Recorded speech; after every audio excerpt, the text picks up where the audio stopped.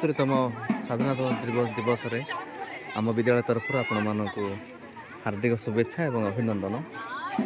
पिला माने वर्तमान समय रे स्वाधीनता दिवस पालन करने पहुँची सारे आपण मैंने देखिपे आम मानकर पैरेड टीम प्रस्तुत हो जाती। सो पिला माने आर यू हैप्पी टुडे?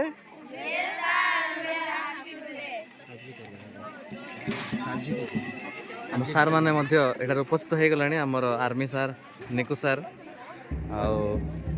वर्तमान पताका तांगे सब पताका पीठर जहाँ सब रखा कथा रखापी प्रस्तुत कर राजकिशोर बेहेरा सार को आम एठार देखा पाचु।